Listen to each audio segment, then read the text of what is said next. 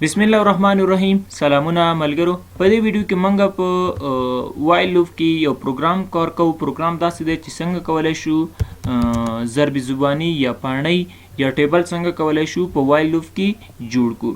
نو زه ورته وایم int c1 دلته ورته وایم وایل لوپ، دلته ورته وایم چې x چې دی دا لیس دی او ایکول دی له 12 سره او ماته اس اوټ کا. اول خبر دا چې دلته کې زه غواړم د کیبورډ نه نمبر واخلم. که چېرته تاسو غواړئ چې مثلا دې ځای کې زه ورته ورته وایم غواړم د کیبورډ نه څنګه زه پروګرام مثلا زه ورته وایم int نمبر مساوي که له 2 سره، یعنې ته غواړې د 2 ضرب زباني ته پرنټ کړي. نو دلته تاسو ورته ووایئ، دلته ورته وایم ګورئ دلته کې ضرب زبانی مونږ سره په داسې شکل سره وي 2 ضرب 2 مساوي 4 او 3 ضرب 2 مساوي له 6 سره. اول لکه چې دا د عددونه 1 2 3 تر 12 پورې تکرار کیږي. نو دې دپاره باید څه وي سی ولګېږي چې سی مونږ ته 1 نه تر 12 پورې عددونه پرنټ کوي. د هغې نه پس مونږ ته ضرب ته ضرورت دی. ډبل کوډ دلته تاسو ضرب علامه کېږدئ او هغې نه پس دلته کې مونږ ته د دې 2 ضرورت دی چې 2 دلته کې څه دي نم دی نمبر. هغې نه پس پلس او پلس نه پس مونږ ته مساوي ته ضرورت دی. نو دلته کې د ډبل کوټ او دلته کې تاسو ولګئ مساوي کېدی. د مساوي نه پس دلته کې مونږ ته د انسر ضرورت دی. نو انسر دا دی چې تاسو د پلس او دلته کې ورته وایئ چې سی چې دی دا ضرب کا له چا سره ضرب کا له نمبر سره ضرب کا.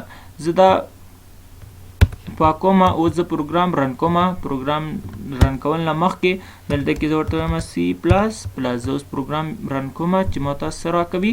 دا وګورئ ماته د 2 ضرب زباني راکړه. که ته چېرته غواړئ چې د 5 ضرب زباني درکړي نو تاسو 5 ولیکئ او پروګرام رن کړئ تاسو ته 5. نو دا هم ګرانه دی چې هر وخت زه راځم او دلته کې زه دا قیمتونه به ورته زه بدلوم. نو دې دپاره چې زه د کیبورډ نه د انټري وکړي نو د هغې دپاره مونږه سکینر ته ضرورت کړو. دا چې سکینر څه ته ویلی شي نو په دې باندې مونږه کار کړی دی. په سکینر ویډیوګانې تاسو وګورئ. په سکینر کې مونږه ویلی دی چې سکینر څه ته ویلی شي. سکینر نو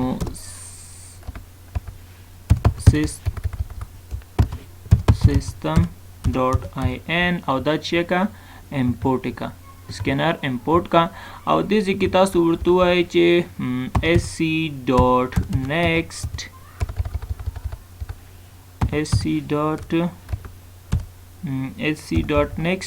int. اوس تاسو پروګرام رن کړئ. تاسو پاڼې غواړئ 100 ضرب زباني په کار ته مثلا د 3 نو 3 ضرب زباني درکړه. هغې نه مخکې دې ځای کې تاسو ورته یو میسج کېږدئ اساوټ please enter a number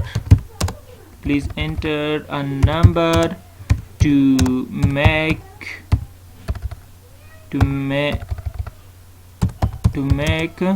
a table.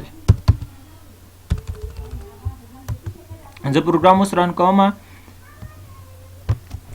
نو دې ماته وایي چې please enter a number to make a table. زه ورته وایم 2. نو دا وګورئ ماته د 2 ضرب زباني راکړه. زه پروګرام بیا رن کوم.